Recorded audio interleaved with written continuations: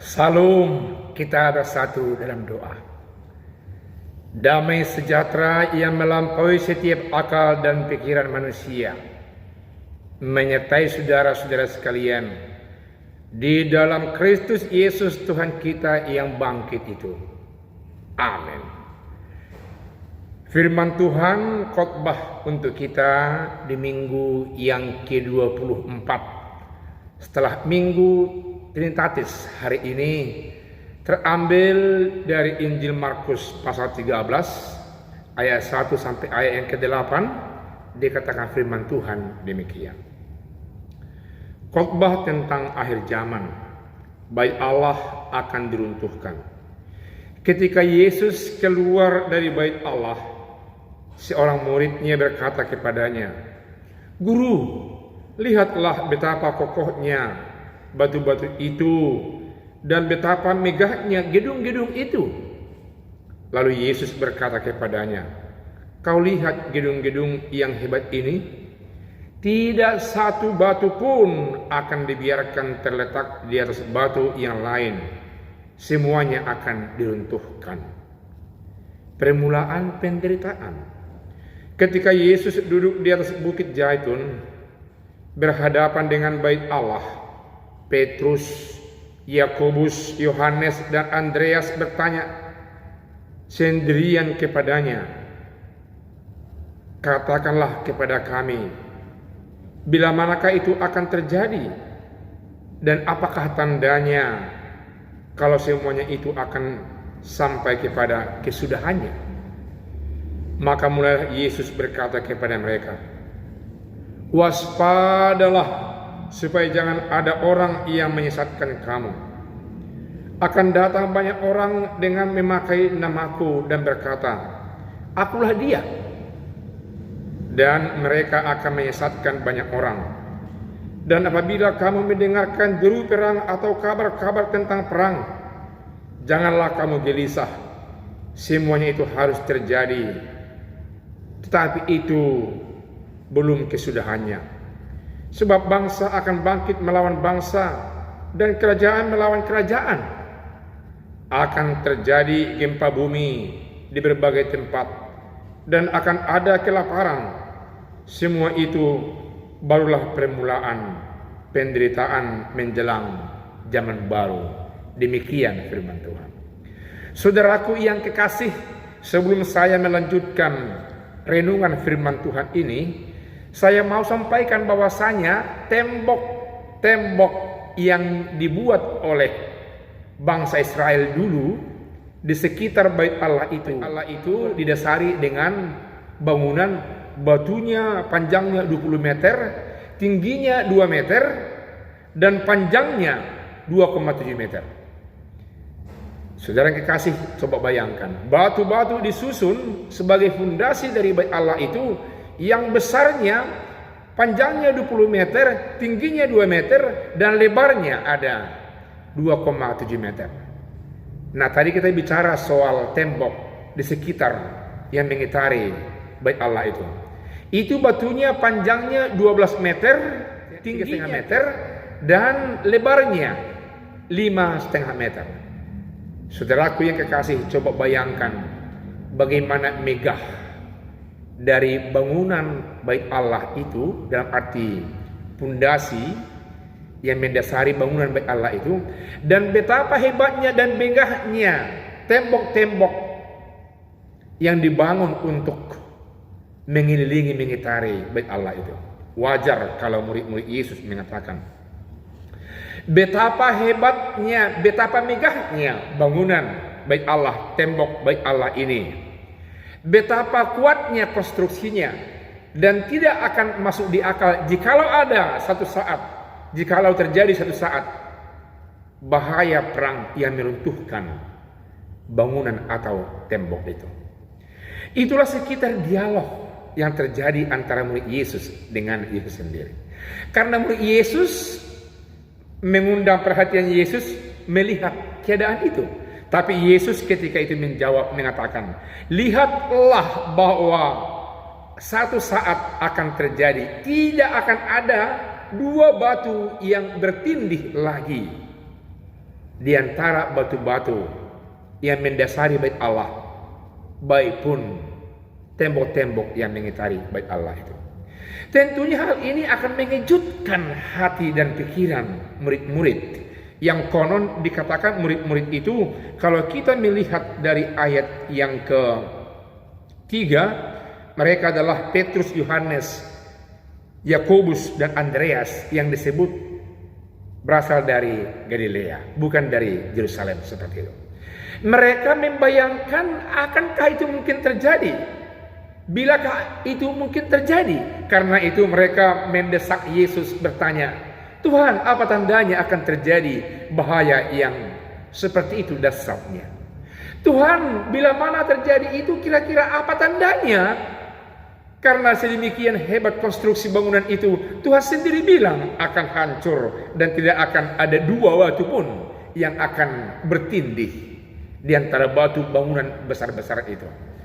Lalu Yesus menjawab dalam ayat yang berikutnya, dalam ayat yang ke-4 sampai ayat yang ke-8 terjadi penjelasan dari dialog itu. Bahwasanya dikatakan Yesus, waspadalah, karena akan ada orang yang atas namaku menyesatkan kamu. Dalam arti orang yang berbohong, orang yang menipu. Dan berikutnya dikatakan Tuhan Yesus bahwasanya akan terjadi di sana perang antar kerajaan dan antar bangsa yang begitu besar. Konon 50 tahun setelah Yesus mengatakan itu, terjadi memang bahwa bait Allah dihancurkan oleh Raja Titus. Bahwa semua tembok-tembok itu habis. Dan disitulah meratap bangsa Israel. Meratapi mengapa terjadi hal seperti itu. Saudaraku yang kekasih, apa yang dinubuatkan oleh Yesus itu sudah jelas dilihatnya, karena dia adalah Allah, karena dia adalah Tuhan.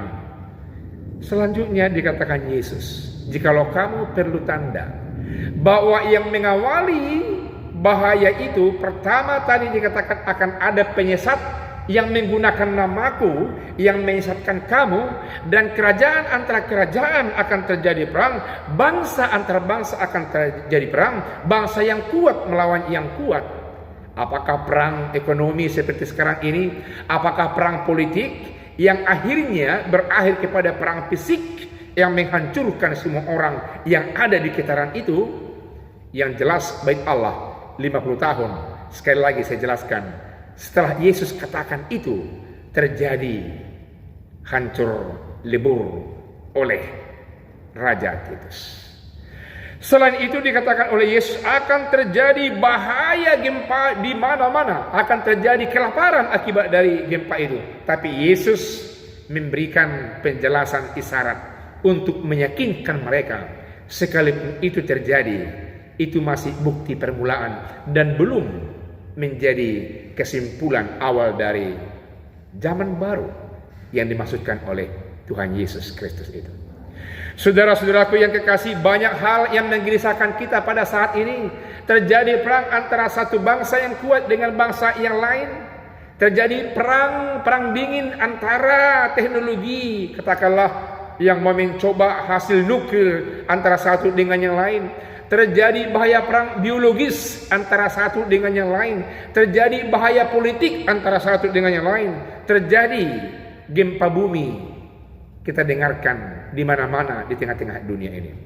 Terjadi bangsa-bangsa yang mengalami penderitaan oleh karena banjir di mana-mana di Indonesia ini termasuk. Terjadi bahaya yang mendunia seperti pandemik virus corona pada saat ini. Tapi saudara yang kekasih, jangan sekali-kali menyimak akhir zaman yang sudah datang di tengah-tengah dunia ini. Karena waktu kita dengan waktu Tuhan berbeda. Dan Yesus katakan bahwa itu belum menjadi pertanda dari akhir zaman. Walaupun itu boleh kita katakan sebagai bukti dari pertanda permulaan dari akhir zaman itu. Saudaraku yang kekasih, Yesus mengatakan, tetaplah bergantung kepada Tuhan dalam nama Yesus. Tetaplah setia, berharap, bermohon, mengimani Allah dalam nama Yesus. supaya saudara dan saya kuat menghadapi permulaan zaman dari semua goncangan-goncangan yang hadir di tengah-tengah dunia. Jikalau terjadi bahaya perang, bahaya yang menakutkan, jikalau terjadi gempa, banjir yang menakutkan, tetaplah saudara-saudara berpegang kepada Allah, berpegang kepada firman Allah, yakni Yesus Kristus Tuhan kita, penguasa dunia ini. Firman Tuhan ini dikatakan temanya waspadalah, jangan sesat. Karena itu saudara yang kekasih, saudara harus kuat berada dan hidup di dalam nama Tuhan Yesus. Karena bisa saja akan berubah hal-hal yang luar biasa konstruksinya. Baik itu konstruksi politik, konstruksi pemerintahan, konstruksi bangunan. Tapi seketika Allah akan bisa menggunakan yang lain untuk menghancurkannya. Ingat peristiwa 11 September yang menghancurkan begitu gedung-gedung yang ada di Amerika oleh teroris. Saudaraku yang kekasih, hal ini mengisyaratkan waspada dan hati-hatilah. Sekalipun dia memakai nama Yesus, nama Tuhan, tapi ingat, saudara, meski selektif, meski agresif, meski mengkritisi, jangan-jangan ada orang yang menggunakan istilah yang baik, tren yang baik, pandangan-pandangan yang baik, tapi di dalamnya adalah satu hal kejahatan, kenakalan, keropos dalam arti yang bukan baik. Biarlah senantiasa saudara saya bertahan dalam nama Yesus, tetap kokoh adanya.